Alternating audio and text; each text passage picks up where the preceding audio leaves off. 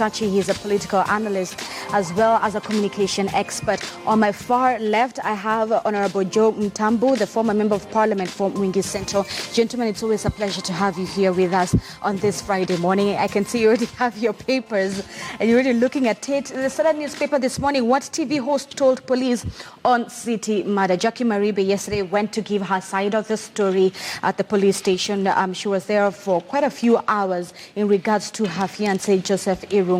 All right, Bichachi, let me begin with you.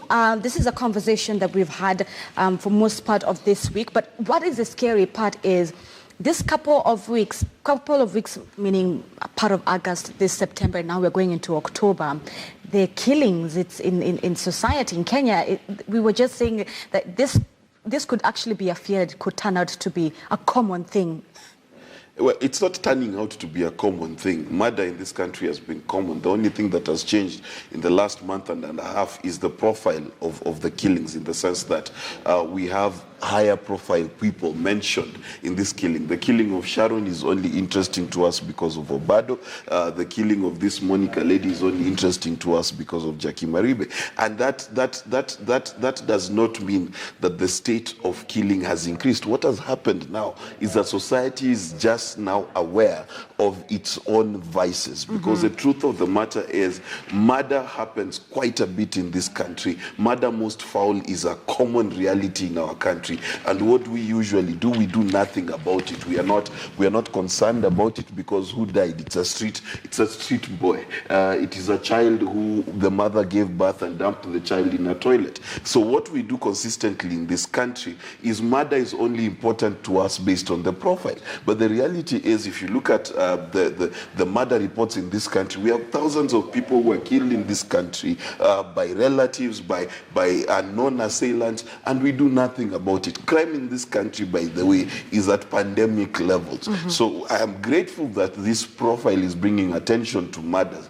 But as a country, we must be aware that it is not murders that are committed by, allegedly committed by the Abados of this world that are interesting, vis-a-vis murders that have happened for nondescript people living somewhere in Kawangware. You know, Bichachi, on that same note, we also want to remember the 12 babies at Pumwani Hospital as well. Yeah.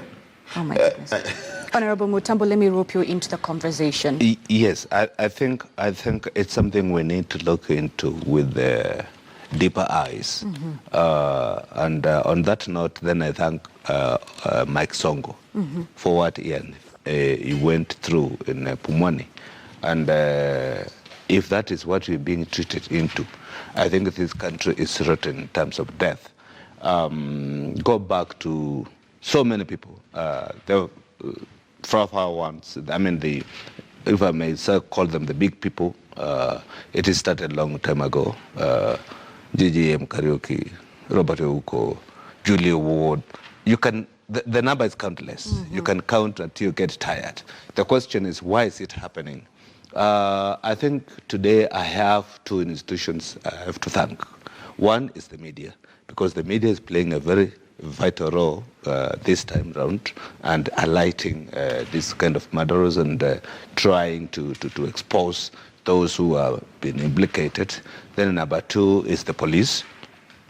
I think we have seen a new police officers. I think we have seen a new way of handling matters, and this time around they are not leaving any stone unturned, unlike before.